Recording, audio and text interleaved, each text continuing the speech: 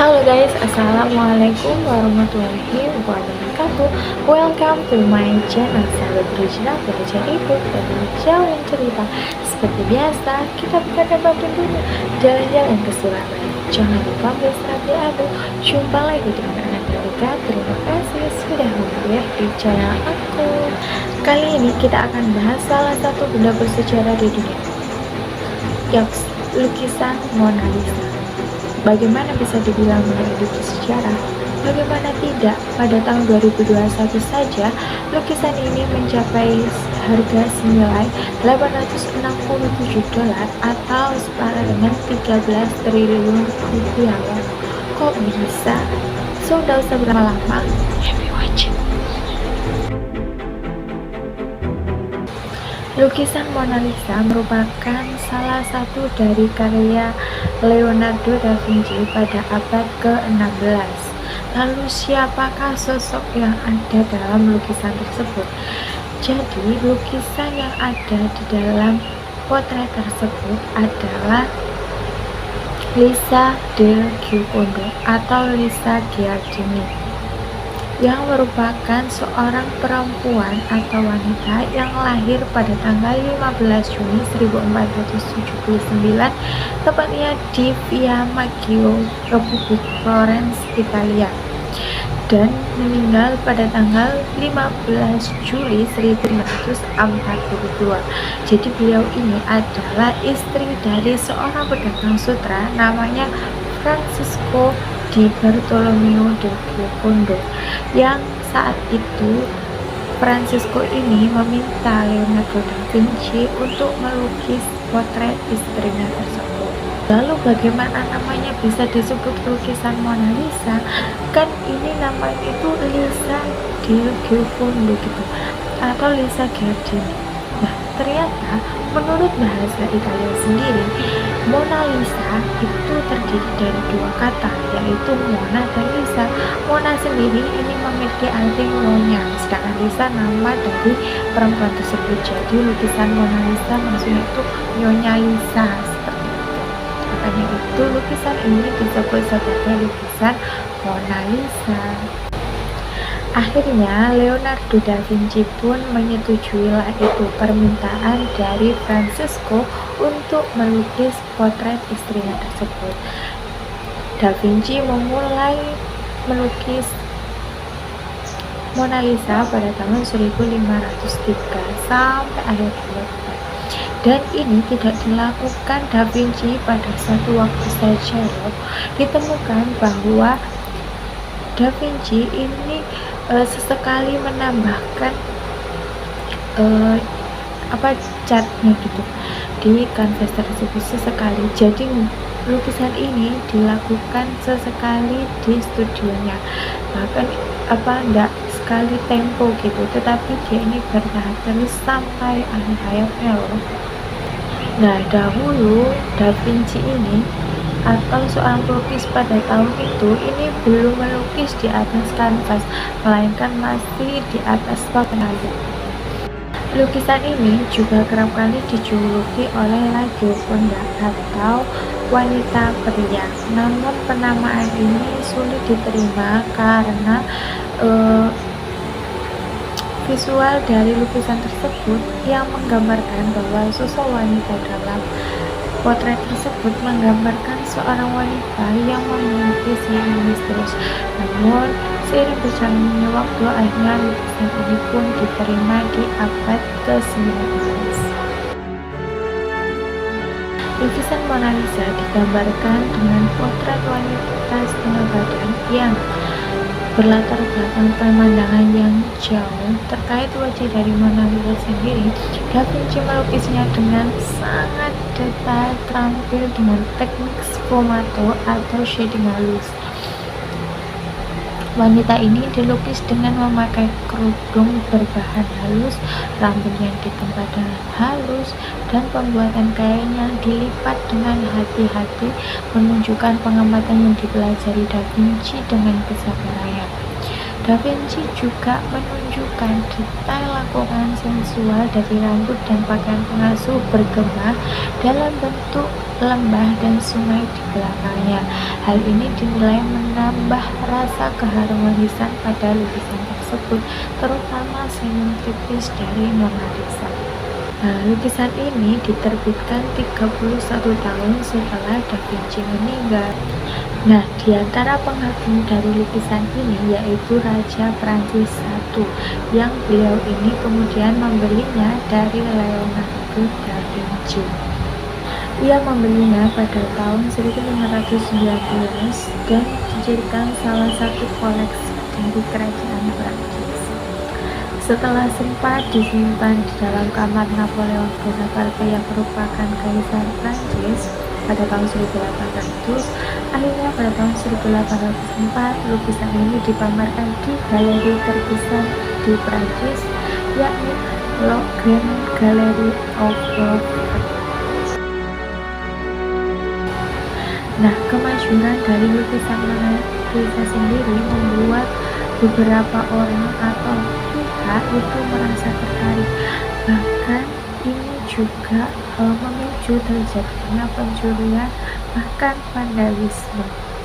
Pada tahun 1911, seorang pekerja dari museum tersebut yang bernama Vincenzo Perugia ini mencuri lukisan tersebut, dan entah apa alasannya dia menyembunyikan lukisan tersebut kurang lebih 2 tahun, dan kemudian setelah ia menyembunyikan kurang lebih selama 2 tahun tersebut, ia kemudian membawanya ke Italia.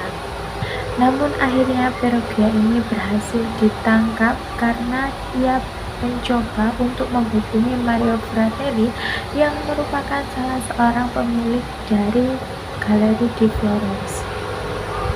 Fratelli kemudian menghubungi Poggi yang merupakan direktur galeri Uffizi dan kemudian bersama-sama mengamankan lukisan Mona Lisa tersebut.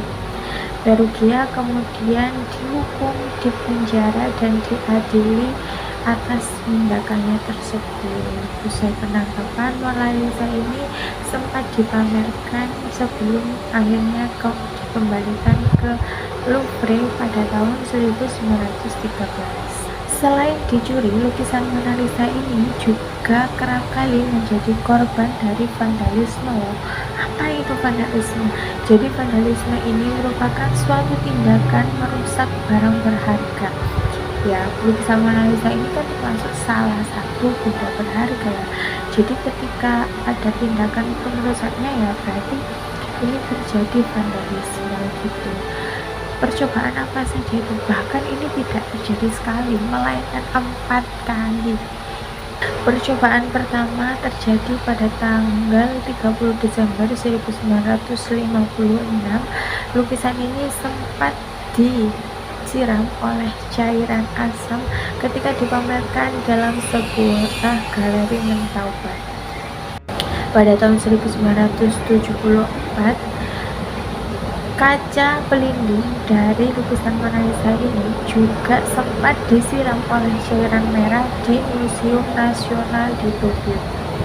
Insiden ketiga terjadi pada tahun 2008, di mana kaca pelindung dari lukisan Mona Lisa ini dilempari oleh cangkir terakota, semacam cangkir yang terbuat dari keramik. Untungnya saja lukisan Mona Lisa dapat diselamatkan karena kaca pelindungnya ini terbuat dari kaca anti peluru.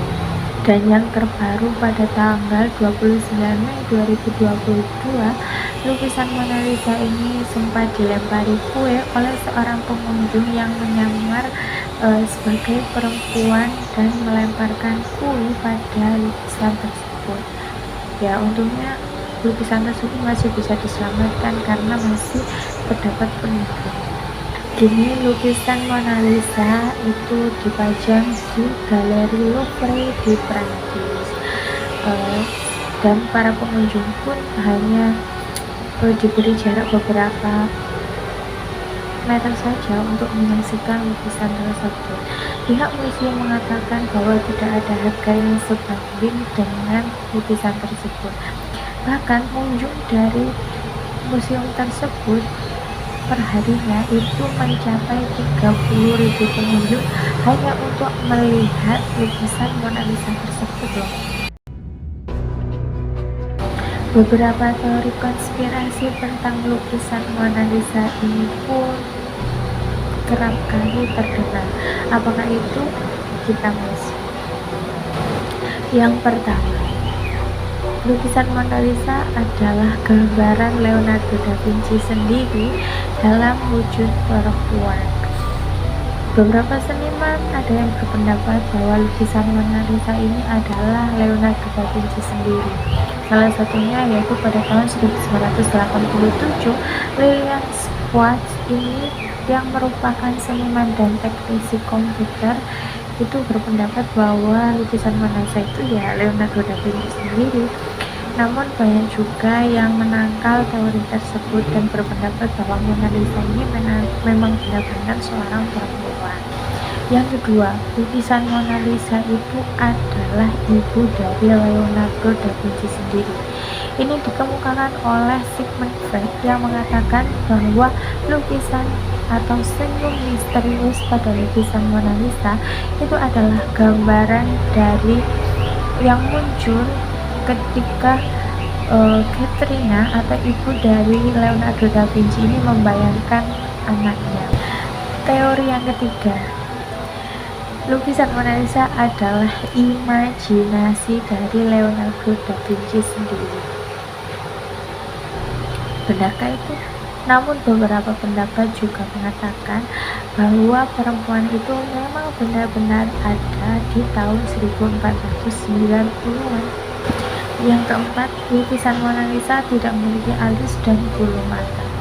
Sebenarnya bukan tidak ada, tapi seiring berjalannya waktu, garis pada bulu mata dan juga alis itu kerap kali menghilangkan lukisan beberapa tahun gitu. Pastilah lambat laun termakan usia. Namun di sini penelitian yang dilakukan oleh Pascal Pot mengatakan bahwa ia menemukan garis-garis yang memang dulunya itu ada, cuma seiring berjalannya waktu itu memang termakan usia, dan ini dibuktikan dengan ia melakukan pemindaian fotografi pada lukisan Mona Lisa tersebut. Kot melakukan studi dalam mengenai lukisan Mona Lisa dan menemukan bahwa wanita dalam lukisan tersebut dahulu memang memiliki bulu mata dan juga alis. Tetapi seiring waktu tidak lagi terlihat. Melalui pemindahan 240 megapiksel, Kot berhasil menunjukkan jejak yang dulu merupakan alis dari alis sebelah kiri, yang kemudian Kot ini dapat mempublikasikan bahwa itu memang benar ada. Nah, kalau kalian percaya sama teori yang mana, atau kalian punya pendapat sendiri, tulis aja di kolom komen. Oke teman-teman, itu tadi sedikit wawasan mengenai lukisan Mona Lisa. Sebenarnya banyak banget ya, cuma yang aku jabarkan ini hanya secara prinsipnya saja. Kelihatan menarik dan legendaris sekali ya lukisan Mona Lisa yang satu ini. Semoga kita berkesempatan untuk melihat lukisan Mona Lisa tersebut. So teman-teman, terima kasih sudah menyaksikan dari awal sampai akhir. Mohon maaf bila ada kurangan. Sampai jumpa di kontenku berikutnya. Wassalamualaikum warahmatullahi wabarakatuh. Jangan lupa like, komen, dan subscribe.